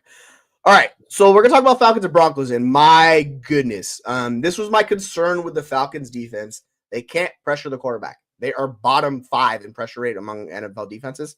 What happens is if you let a young NFL quarterback who's shown the promise just absolutely decimate you guys up front. So shredded them. Yeah, it was brutal. So the question is Bo Nix a waiver wire league winner? It seems like he's kind of trending that direction because he's just getting a ton of attempts and all this fun stuff. And the other aspect is we've been wrong about these backfields before. We were clearly misinformed about Javonte because Audric Estime was given the run out. And then they're like, oh, guess what? No, it was just the one game. We're going to go back to Javonte. And it more seemed like it was almost just to motivate Javonte. Like, hey, do you want to keep this job? All right, here's your one chance. Go get it back. And he looked really good. He absolutely dump trucked the dude in the end zone. And I was like, oh, boy, that's the best I've seen Javonte in years. Where are you kind of at with both of these guys? Yeah, you fire him up. My guy, Cortland Sutton, I didn't even put him on here because you fire him up. You fire him up every week. Las Vegas next week. Then Cleveland can't cover anybody. Bye week, Indy, the Chargers, and Cincy. 4 of these 5 remaining games are absolutely juicy. Bo Nix is winning you your fantasy championship. Go out and roster him now. Spend all the fab. Spend all of the fab. I don't care, 1 QB. It doesn't matter. The kid runs around and gets fantasy points, except wait, over the last 2 weeks, QB12 and currently QB3, he's had 10 or 5 rush attempts for 0 yards and 0 touchdowns, and he's still getting there. He's throwing touchdowns all over the field to guys. I didn't even know we're in the league. I don't know the name of that tight end fullback guy who caught that touchdown this week. I don't know his name, but I still don't know his name. But you know what? He caught a touchdown, and it still counts for Bo Nix fantasy point line. So listen, Vegas, they're going to crush Vegas. Cleveland, they're going to crush Cleveland, at least from an offensive perspective. Indy, they're going to crush Indy. So I really, really, really like Bo Nix. I really like Javonte. Is Javonte RB1? I don't know, but he's their best running back, so I'll bet on him. Yeah, like he didn't get a ton of work in this game. He had 14 total opportunities. They gave Estime a decent amount of work late in the game. Jaleel McLaughlin got some. Michael Burton got some touches, who's a 32-year-old. What is he, a fullback? Yeah, 47 pounds. He's a fullback. Yeah. The wide receivers were all over the place. It was like we talked about Sutton, but Humphrey got there. Marvin Mims made an appearance once his last time he showed up. Devon Bele had 5 targets. Like, it was all over the place. It's just this defense is really good, and it creates problems for teams. Besides the Baltimore game, this defense has been one of the best in the NFL. They get, like, their front is really good. They create pressure. They do a lot. And they just make it easier on Bo Nix in that offense because they don't have to do everything. So Bo Nix has not been a good NFL quarterback, but for fantasy, he's top 7. And that's all we should really care about. 100%. Dynasty is a different discussion, but redraft, like, just roster Bo Nix because this matchup you're talking about is juicy. Atlanta. Yeah, it was a disaster for Atlanta. And Kyle Pitts kind of fell by the wayside. Can you trust him consistently? Because 1 reception, 3 targets for 9 yards in this game. Oh, yeah, he's also tight end 7 on the year, which shows you just how chaotic tight end has been this year, where him and Mark Andrews back-to-back in rankings have just been all over the place. What are you doing with Kyle Pitts? I'm out. I can't do it anymore with Kyle Pitts. It doesn't make any sense. Darnell Mooney went out in this game. He's got the Achilles / calf, knee, hip, whatever the hell he's got going on his lower body. It ain't good. Hamstring, I think it was. I missed it. I think it's hamstring.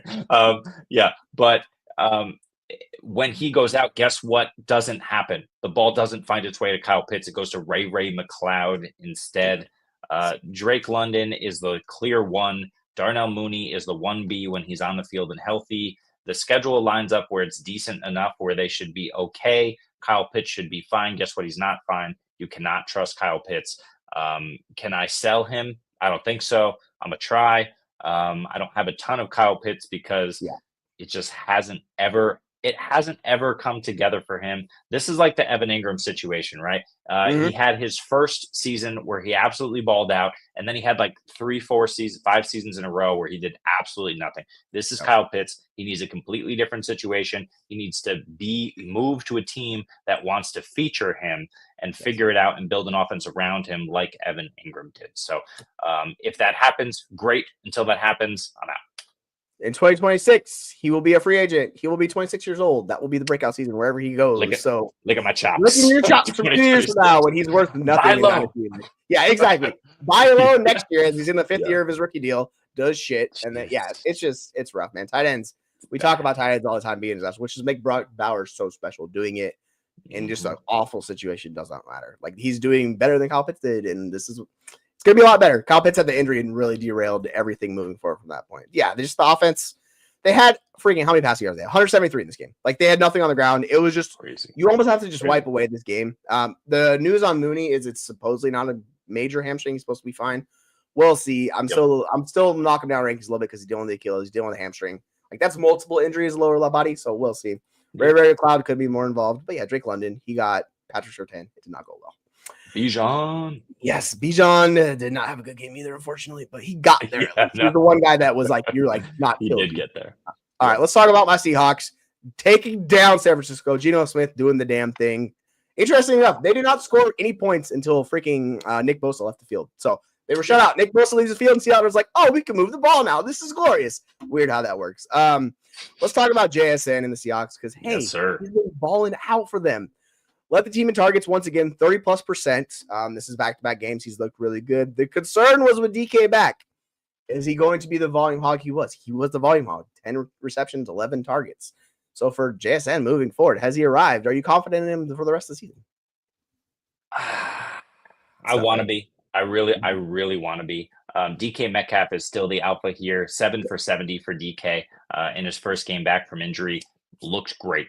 JSN was all over the field and they were throwing to him, but at the expense of Tyler Lockett, just 2 for 19 in this game for Lockett. That's not going to be the case every single week. The other thing that we have to consider is that they were using Charbonnet in the receiving game here. He was on the field a ton, and Kenneth Walker. Neither of those guys, but both had 2 receptions for basically nothing.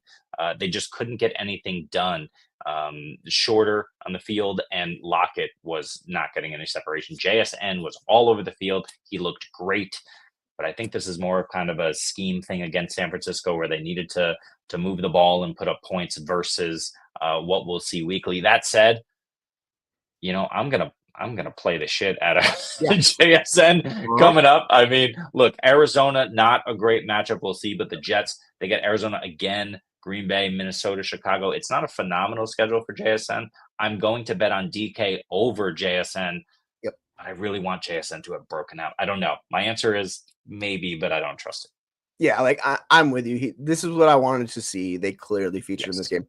They got Abe Lucas back, and I know he's not a well-known like right tackle, but he makes a world of difference for that offensive line. It helped Geno Smith. The fun thing with Geno is he had no completions under 10 air yards. They were all over 10 yards down the field. If he doesn't have Abe Lucas in this game, that's not possible. So it just raises the floor a little bit with them. We saw the line up front. It still didn't really generate much push for the running backs, and that's why they kind of struggled in this game. But Walker was okay. For the 49ers, when I was talking about Juwan Jennings, oh, baby, Juwan Jennings season is here. I was saying he's going to be wide receiver 1. Yeah, he's a wide receiver 1 this week. Yes, it was crazy how much they featured him, and I'm really kind of worried about Debo moving forward because he was not featured at all. It was Juwan Jennings. Yeah. So do you think he can keep up this level of production? Because this is an insanely high request to expect this level of production for him moving forward. No, I don't think so. I think he's certainly capable. There's just CMC didn't score again, right? Like that's not going to happen. He's getting the touches, great.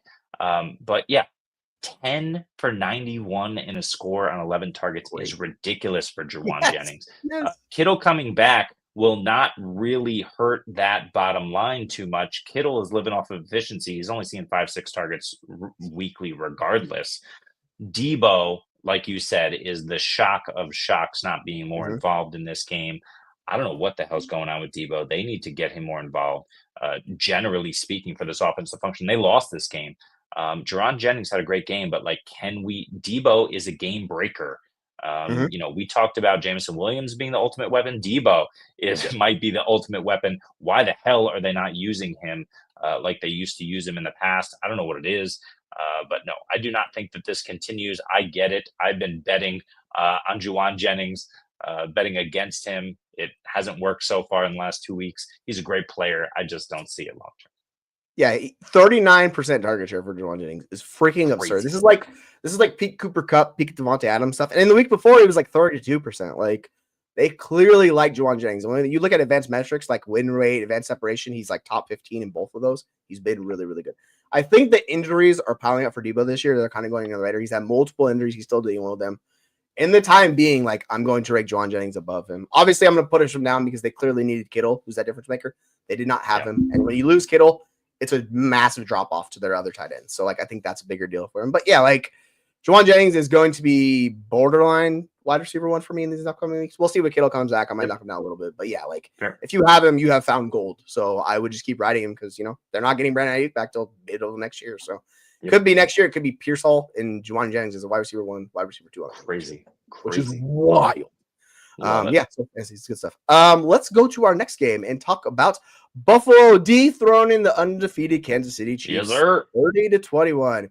Buffalo, aka Khalil Shakir, is looking real nice. We talked about we thought he was going to be the guy in that offense, and he was. He led them with 12 targets. Now, he obviously didn't have the most points because Curtis Samuel got a touchdown, but 8 receptions for 70 yards is really nice and what you want to see. How do you feel about him with Amari Cooper coming back into town? Amari Cooper only had 3 targets, 2 receptions. Like, what's going on with Amari Cooper? Do you think he's still not fully healthy? They do have a bye week coming up. Then they get San Francisco. How do you think it's going to shape up moving forward with Khalil Shakir and Amari Cooper?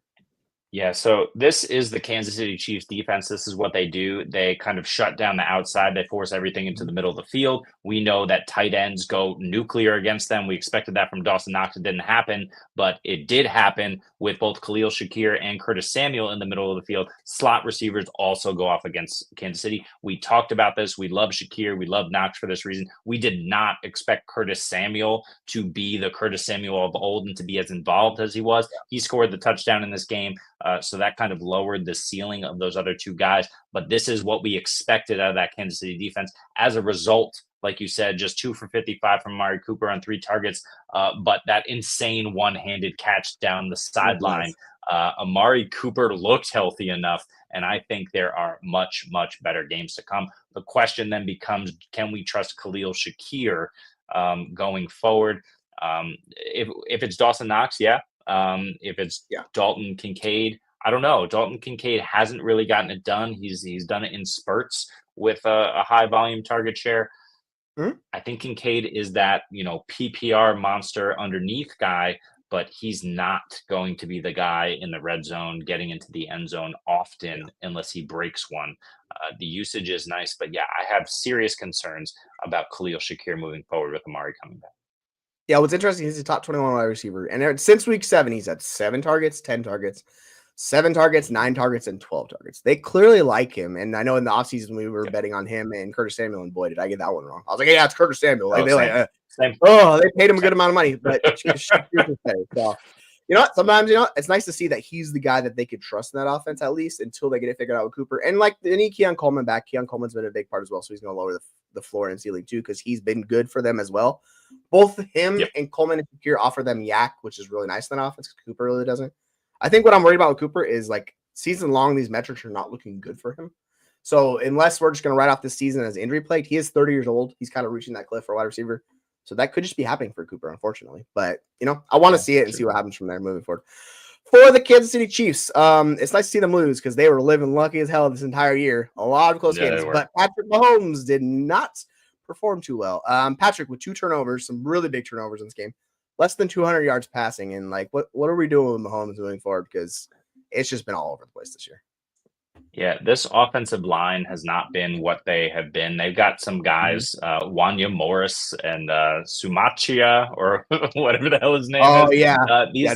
These guys they're just not like the dominant forces that we're used to all over the KC line. As a result, Patrick Mahomes is running around for his life a lot more often than we expect him to.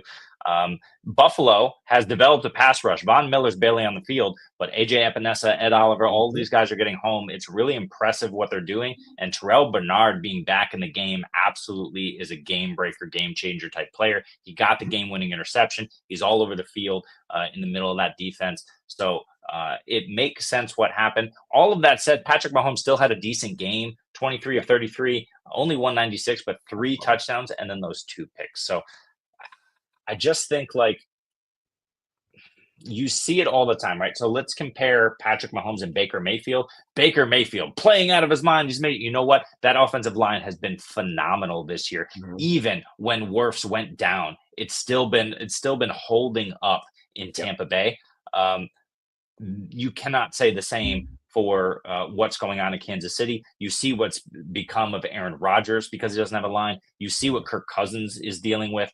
Sometimes he's able to get over the situation with the offensive line, but when there's a pass rush, you saw what happened to him last week against Denver. They absolutely obliterated him. So, yeah, look, there's other games, right? They play Carolina, Vegas the next 2 weeks. Like, Patrick Mahomes is going to have some good games, So this is why I was saying earlier that he's got a decent buy window, but, are they going to win out the rest of the season? That maybe. Is Patrick Mahomes going to be viable for you as a QB1? Probably not. Yeah, I think their game against the Chargers in 3 weeks is probably the most interesting game they have remaining because they have a 1-game lead on Buffalo, right? If they lose another game and Buffalo wins out, like Buffalo is going to get the 1 seed, which would be really important for them. But like their schedule is not difficult. Outside of the Chargers, it's Carolina, Vegas, Cleveland, Houston, Pittsburgh's a tough game, Houston, and then Denver at the end. The end of it is really where it gets difficult. So we'll see. Like if Buffalo needs to keep winning, they can. They're a really good team, and this is probably like 2 of the better top 3 teams in like the AFC, if not the NFL. So yeah, it was a really good matchup. It's just the offense clearly still not there for Kansas City. Like we saw with Worthy is basically with 2 minutes gone in the second quarter, he had all of his production. He looked really good. They gave him everything. They just went away from him the rest of the game, and I'm like, dude, it's working. What are you doing? Like, so I don't know. And you're playing on the offensive line. Andy Heck's been there for 12 years, so it's not like anything changes. It's just very weird. Yeah. Before we get to the last game, I got a question. We're gonna answer it real quick. 10-man PPR, trade Amon-Ra and Brian Robinson for Saquon. I mean, I don't know if you want to do that because Amon-Ra has been a freaking stud. And your running backs are looking pretty good. You have Derrick Henry, you have Gibbs. Like, with this wide receiver room, I think having Amon-Ra is really big because you have the 2. Like, I don't really think this move helps you the way you think it does. Because you're losing one difference maker, and then you're bringing in, like, Kupp's really good, but he's not on the Amon-Ra level. He's not on the Jamar Chase level. He's, like, the next tier down, right, kind of. So it's a drop-off. But you have Henry, who's been awesome. You have Jahmyr Gibbs. So it's, like, a little bit of an upgrade on Jahmyr Gibbs for going from Gibbs to Saquon. But you're costing yourself Brian Robinson. So that's kind of the thing. Where are you at on this deal? Would you make this deal, or you kind of just want to hold? Because it's PPR, too. I want Amon-Ra in 10-man PPR. but can I interest you in Carolina in Week 14, Pittsburgh, Washington, and Dallas in the fantasy championships for Saquon Barkley? I mean, it's shaping up to be a gorgeous run for Barkley. Like, Pittsburgh is not a great defense, but you know what? They're not a great offense either. And I think that's going to be a neutral script. Washington is really struggling. That's going to be at least a neutral script. We saw what Saquon was able to do to Washington last week. Only RB1, 32.8 PPR or half PPR points for Saquon Barkley. It's shaping up to be an amazing playoff stretch schedule for Saquon Barkley. It's tough. I'd probably do it. I think Brian Robinson is fine. I'd probably do it. He's not in 10 man. You're not too worried about him, but like, you have the Baltimore and Pittsburgh games. Those are tough matchups. Baltimore specifically, like, it is really hard to run against them. They just shut it down. So Saquon has two of those matchups where it's going to be tougher. The Rams, you could be had. Carolina is just an awesome matchup. And Amon-Ra has been awesome. Like, you have Indy. If Chicago's not great, but he's a slot guy, I think he's fine. Like, it's kind of both in between. He has two matchups against Chicago. That's the kind of the concerning thing for him. So yeah. If you think it's an upgrade and you're not worried about Brian Robinson, I'm fine doing it. I probably would just hold Amon-Ra because of your wide receiver room. You have the two elite guys. You have the two elite running backs. And maybe you're worried about Gibbs a little bit. Maybe that's what it is. And I can understand that. But yeah. But if you want to make the move, I will say Debo and Addison are concerning. I don't know that you can play them at this point. Jamar and Kupp obviously are locked in. I don't care. I do it. You're talking about the RB2 and the wide receiver 2. So, like, it's the same. Like, you're basically flipping one for the other. Unless you think Saquon's a significant advantage moving forward, then that's what I make the deal. And, you're worried about Derrick Henry. That's what it is. Okay. So, you're worried about him dropping off into kind of, like, falling a little bit. Because, like, last week was not great for him. He still did fine for you. You kind of know that with Derrick Henry, right? That's which is why we were talking about him being RB1 overall. We didn't believe that was going to sustain for him because it's not a pass catcher. It is what it is. So, yeah, if you think it's an upgrade, go for it. Yeah, I know it's not great for him. You're still going to be playing him, right? So that's kind of the thing. It's just lower floor. So yeah, if you want to go get Saquon and you think it's an upgrade, go for it. Like, I don't mind this deal. Yeah. That's where we're at with it. No worries, Jamie. It happens. We're at 90 minutes here. We got one game to talk about left. Yeah. We'll get there, maybe. We'll get there. Yeah, Jerry Jeudy, good call. Jerry Jeudy looking real good. Like, if we talk about with these Cleveland baskets, you still throw them in there because they pass so much. Now, Justin Herbert was a laser show, and this is a good segue to talk about. Early on, he looked like he was having the best game of his freaking life. And then Burrow was like, yo, hold my beer. I got, like, these two guys played, like, back and forth throughout. Now, Herbert struggled the middle towards the end, finally pulled it back out with that game-winning drive, and then Dobbins housed it. But, like, Dobbins was not good in this game before that. Burrow was lights out. These guys are just incredible. And, like, the comments you have here are pretty funny. Joe Burrow for president, and it's like, why the hell not, right? So you're like, I like Joe Burrow as my president. Sure, I'm in. Let's do it. Like, what are we? I don't think he's going to get MVP because they do have too many losses. Like, that's a problem for MVP voters. He's been incredible. They've been in a lot of games like they could have won, but they did not come down the stretch. And this is what happens again. Both teams had multiple opportunities. Burrow and them could not figure it out. I will say he missed Jamar Chase wide open down the sideline. Should have been the game-winning touchdown. Overthrew him, and I was like, and you saw Jamar Chase was pissed. He was like, yeah. So, but he's playing top 2 quarterback in the NFL right now, maybe top 3. He's been awesome. And then, like, it's no, what else can I say? We talked about it. I mean, the way he was just like muscling defensive linemen in the pocket, just stiff arming them and throwing them to the ground, spinning and chucking it downfield. It was really impressive. But Joe Burrow for president, I don't know, but he did show up pregame in a Kamala Harris powder blue pantsuit, to the game. You got to go look at Joe Burrow's fit that he wore. This game is ridiculous. But whatever, do what you want, Joe Burrow. If you're going to go 356-3 with no touch and basically win the game on your own without winning the game, go off, Joe Burrow, wherever the hell you want. But yeah, T. Higgins was a monster. Jamar Chase was a monster. Chase Brown, 5 for 57 through the air in this game, all because of Joe Burrow, all because he's extending plays, looking great, lasering the ball all over the field. I don't think he had, I know his completion percentage wasn't great, but he didn't have too many throws that looked off outside of the one that you referenced that should have been the game winner. You know what also should have won the game? Evan McPherson and his dumbass 2 missed field goals. Looking like, what the hell's going on with kickers this year? I don't know. That's another story for another day. Joe Burrow, phenomenal. If you have Joe Burrow, you fire him up every week. He looks great. Yeah, and it's interesting enough that two of the best kickers in the NFL kind of struggle this year, McPherson and Justin Tucker. Sometimes that happens, right? Like, guys, like if you look at Tucker's career stats, and I'm like venturing on a different point here, but he has trended downward the last few years where he's negative field goal percentage, like below the league average pretty significantly. So maybe it's kind of coming because he's been in the league like 10 years, but overall it is what it is. And like on the flip side, yeah, Justin Herbert, it looks like it's just much easier because the team around him is better. It's the pressure is off of him. He doesn't have to do everything. And this is the Jim Harbaugh effect. He's a really good NFL coach. Compared, like I was saying like last night, like the upgrade from Staley to Harbaugh is like monumental for this team. So they somehow took a really bad defense, turned them into one of the better defenses in the NFL. They're playing really well. Justin Herbert is playing the best football of his career. Yep. The Chargers look like they could push the Chiefs. Like they have a matchup against them coming up too. So they could push the Chiefs in that division. I don't think it's likely, but it's possible because they're just a really good NFL team. And it's nice to see Justin Herbert on a good NFL team, man. He's like playing lights out. He's got Ladd McConkey doing his thing. Like he even has the Diss Monster Will Disley doing things. So that offense, it's fun. It's just fun football. I will just say that. Yep. It's great. Do yourself a favor. Go pick up Will Disley if he's still on waivers for some reason. Go get him. I don't really care about QJ. Ladd McConkey's rostered, so there's no chance there. Palmer, the rest of these guys, who cares? Gus Edwards, who cares? Obviously, we saw it materialize. J.K. Dobbins is living off of volume. You ride with that. Justin Herbert, 5 carries for 65 yards, was running all over the place in this game. You love to see that from a fantasy perspective because it raises the floor of your quarterback.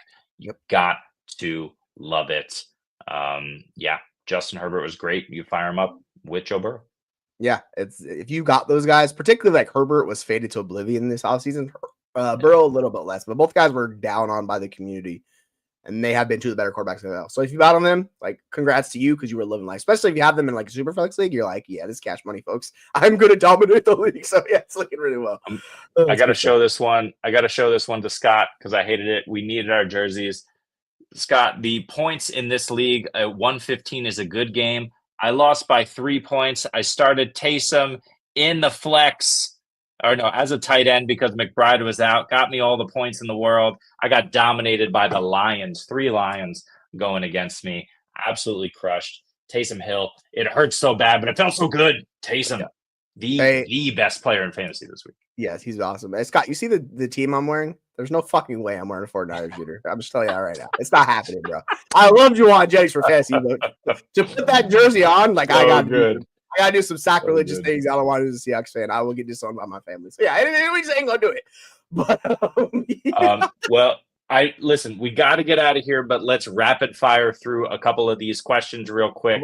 BTJ, go after him, yes or no? Yeah, I like BTJ. Yeah, get him. He's cheap. Yeah. Go get him now. Yeah, we talked earlier too. Trevor Lawrence, we think he will probably come back. Doug Peterson will be fired. Who are we worried about after this week? Pick a guy. Guys with bad matchups, the rest of the like I'm trying to blank. I know there's a couple guys with bad matchups. Give me a second. I will solve. Do you have anybody on top of your mind that you're worried about? Mark Andrews. Yikes. Yes. God, I have so much Mark Andrews. We're so worried about him.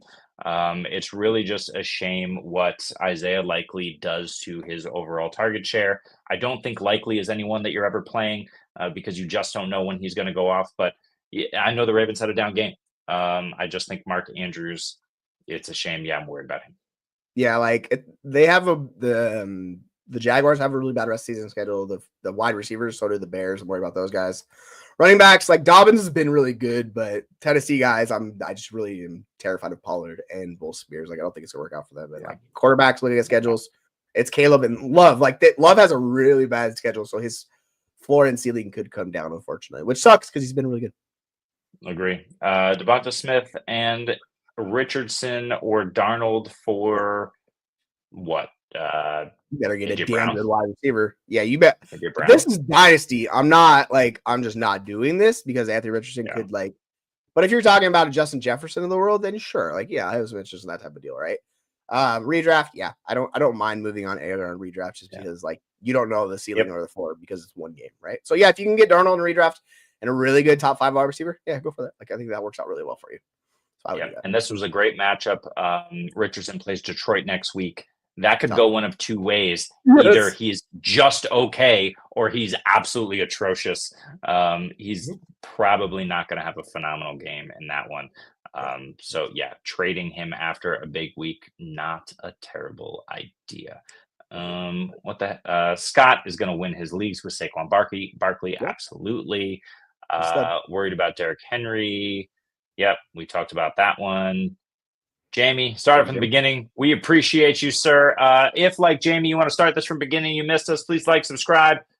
We are here live all the time, 4 or 5 times a week. Hit us up. What does this one say? JJ, scared he can get like 25 or 30. Like, yeah, I mean, like, the weird thing compared to Jamar Chase gives you the ceiling. We talk about this, like the massive ceiling. Justin Jefferson doesn't really offer that. It's just a much higher floor week to week, and that's kind of the Justin Jefferson thing. So that's kind of the difference in these two guys. You don't see Justin Jefferson going for 250 and like 3 touchdowns. Like that doesn't happen for him. But it's because Sam Darnold is not a good NFL quarterback. This is Kevin O'Connell's brain in a functional quarterback's body. Yes. We see this in San Francisco, except Brock Purdy is better than Sam Darnold, and that's proven out. Yep. So, is what it is. Scott, yep. Sometimes that is what we deal with. You just got to roll with it. 9-2. I'll take it. Yeah, he's coming back. If you can get Mike Evans, that's the one guy with Tampa Bay in that offense. Like they have a really good schedule moving forward. Like if people are still down on him, I would go Mike Evans. In Dynasty too, like he's old. People are not going to cost a lot of money to get him, particularly since he's injured. He's probably on a team that's struggling, I would assume. So yeah, take a look at Mike Evans. See what you can get. That's a good one. Good shit. Let's end this. I'm exhausted, but we appreciate all you guys. Yeah. We're going to call it quits for this episode. Tomorrow we're doing the waiver wire show. You know what we're going to do after that? Ranking shows the rest of the week. And then we move into the round table. And then back to sit start. Week 12 is where then we're just 2 weeks away till the playoffs for fantasy football, folks. So Jeremy's already out. He said deuces. I'll see y'all later. So I'm going to take it from here. Yeah. If you have not, as Jeremy talked about, please like, comment. For those of you that are here this long, 90 plus minutes in. Oh, he's coming back. He's coming back.